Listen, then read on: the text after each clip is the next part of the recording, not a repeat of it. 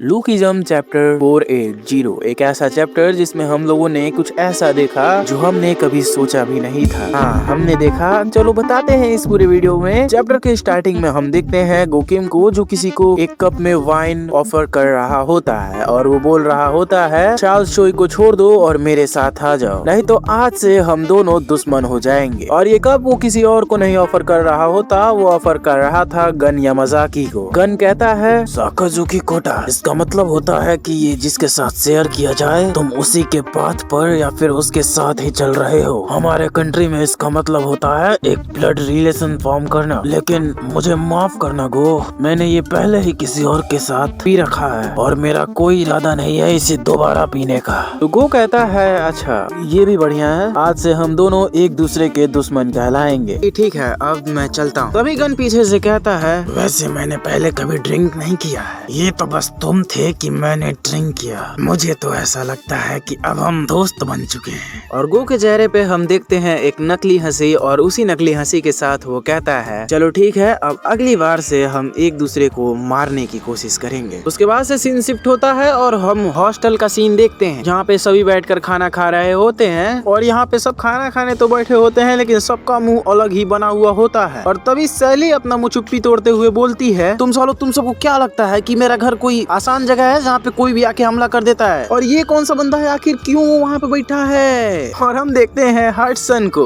और यहाँ पे ये किस लिए बैठा है हम बताते हैं, क्योंकि पिछले चैप्टर में एली से हार चुका था। और एली कहता है कि तुम अब हार चुके हो, अब ये सब खत्म करते हैं हम लोग। मैंने तुम्हारे परिवार पे इसलिए हमला किया था क्योंकि मेरे परिवार की जान खतरे में थी उस समय, लेकिन मैं माफी नहीं मांग सकता हूँ तुमसे। अगर ये सब मेरे परिवार के लिए है तो मैं वो दोबारा कर सकता हूँ। हडसन कहता है कि मुझे हंसाने की कोशिश मत करो, ये तीसरी बार है और मैं हार नहीं मानने वाला हूँ जब तक मैं तुम्हें गिरा नहीं देता हूँ, क्योंकि मैं हडसन का चौथा सूरज हूँ जो कभी ना कभी तो उदय होकर ही रहेगा। मैं पहले ही किसी को प्रॉमिस करके आ रखा हूँ, मैं तब तक वापस नहीं जाऊंगा जब तक मैं तुम्हें हरा नहीं देता हूँ। और हमारा हडसन फुल सीरियस मूड में बोल रहा होता है कि तभी एली आकर कहता है, तो क्या तुम्हारे पास सोने के लिए कोई जगह है? और उसके हाथ में होती है थाली। तो हडसन कहता है कि नहीं। तो एली कहता है, अच्छा तो अब मुझे कोई हराने आया है तो मैं उसको बेड दूं, उसको रखने के लिए जगह दूं। ये जरूर वही है, जो मैंने किया है उसका फल तो भुगतना ही पड़ेगा। चाहे कुछ भी हो, मेरे घर पे आए हो तो लो और खाओ, आराम से यहाँ पे रहो। और हाँ, यहाँ पे बहुत सारे रूम है तो मैं उनमें से कोई एक तुमको दे दूंगा। और अगर तुम किसी चीज के बारे में नहीं जानते हो तो मुझसे पूछ लो, और बच्चों से दूर ही रहना। तभी सीन शिफ्ट होता है और हम देखते हैं यूजिन को। वो अपने बंदों से कहता है, आखिर तुमने ये क्या कहा कि जब से फाइट हो रही है वो हमारे कांटेक्ट में नहीं है? तो पीछे से एक बंदा कहता है कि हाँ ऐसा ही है। तभी आगे वाला बंदा बोलता है, वो शुरू से ही अच्छा नहीं है हमारे मैसेजेस का रिप्लाई करने में, लेकिन मैं ये सब इसलिए बता रहा हूँ क्योंकि वो बहुत लंबे समय से हमारे कांटेक्ट में नहीं है, वो बहुत लंबे समय से हमें रिस्पॉन्ड नहीं कर रहा है। क्या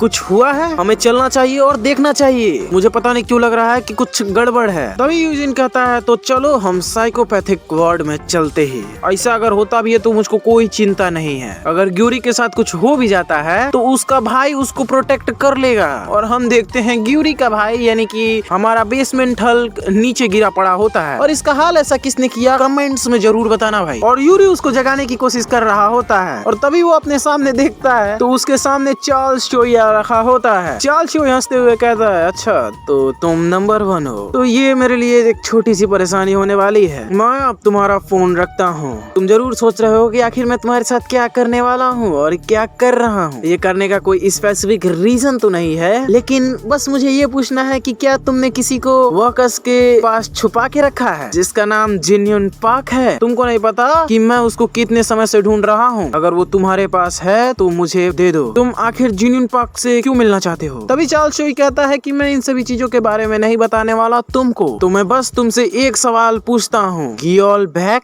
क्या जिन्यून ने मेरे बारे में कुछ कहा है तुमसे? नहीं, उसने मेरे से कुछ नहीं कहा है। चार्ल्स एक पूरा चश्मा निकाल कर यूरी के मुंह में खिला देता है और वो कहता है कि मैं सुनना चाहता हूँ कि आखिर उसने तुम्हें कौन सी कहानी सुनाई है, मुझे बताओ जब तक मैं सेटिस्फाई ना हो जाऊं। यूरी कहता है, क्या तो क्या तुम्हें लगता है तुम ये सब करके इससे बाहर निकल जाओगे? क्या तुम्हें लगता है कि तुम जो चाहोगे वो कर लोगे? तो क्या ऐसा ही प्रतिष्ठित चेयरमैन करता है? और वो ये सब बोल ही रहा होता है कि उसके पीछे से उसका बड़ा भाई यानी कि बेसमेंट हल्क उठकर चार्ल्स चोई को पटक देता है, मतलब उसके सर पे एक बढ़िया सा मुक्का डाल देता है। और ये सब देख के पीछे से यूरी शॉक हो चुका होता है और बगल से जिनियन पार्क खड़ा होते हुए बोलता है, आखिर ये खड़ा कैसे हो गया? ये थोड़ा अचंभित करने वाला चीज था। जितना मैं जानता हूँ मुझे लगा था कि मैंने तुमको इतना तोड़ा है कि तुम दोबारा खड़े नहीं हो सकते थे, लेकिन सबसे ज्यादा सरप्राइजिंग बात तो ये है कि तुम खड़े हो। क्या तुम अभी सच में अपने भाई को प्रोटेक्ट करने की कोशिश कर रहे हो? और फिर हमें नहीं दिखाया जाता कि आखिर क्या होता है, लेकिन हम कुछ समय बाद का सीन देखते हैं जहाँ पे यूजिन उस जगह पे दोबारा पहुंच चुका होता है और वो कहता है तो ये वही जगह है, यहीं पर वो फाइट हुई थी। और हम उस जगह को देखते हैं जो कि अच्छे से पूरी तरीके से ऊपर नीचे साइड कोना कोनी हर जगह से डिस्ट्रॉयड होती है। तभी एक पीछे से बंदा कहता है तो सच में किसी ने घियोल बैग को उठा लिया, लेकिन अब हमारे पास कोई सीसीटीवी का प्रूफ भी नहीं है। जितने भी सीसीटीवी के हार्ड ड्राइव्स थे वो सब चुरा लिए गए हैं। ऐसा लगता है कि किसी ने दरवाजा तोड़ के पूरे हार्ड ड्राइव्स को उठा लिया है। तभी यूजिन कहता है तो पुलिस का क्या हाल है? तो उसके बगल वाला बंदा कहता है कि उन्होंने कहा है कि वो इन्वेस्टिगेशन जल्द ही स्टार्ट करेंगे। फिर यूजिन कहता है कि तो बाहर के जितने भी सीसीटीवी हैं उन सबको चेक करो, उन सबको भी साइड हटा दे, तो यहाँ पे कोई ना कोई तो विटनेस होगा जिसने इन सबको होते हुए देखा होगा। और ये इतना आसान नहीं है क्योंकि यहाँ पे पावर भी गायब हो चुकी है। किसी ने ट्रांसफॉर्मर में अपनी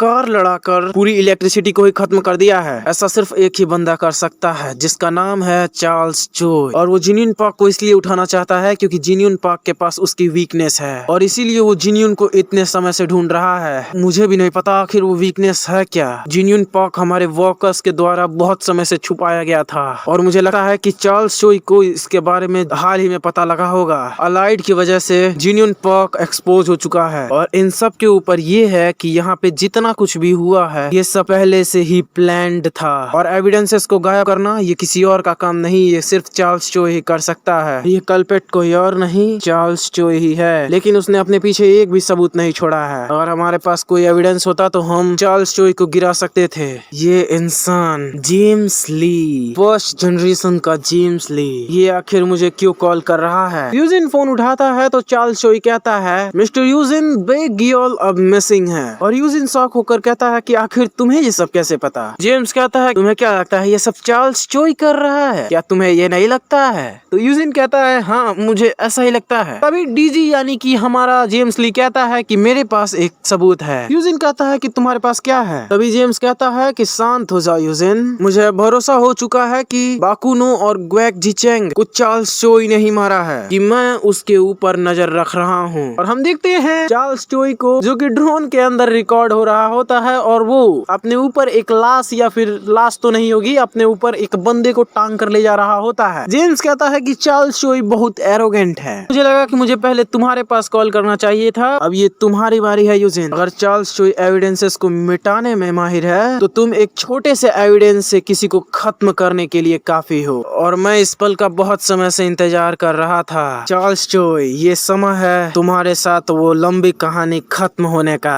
तो गाइस कहानी यहीं पे खत्म होती है। तो कैसा लगा आप सभी को ये देखने के बाद मेरे को जरूर से बताना।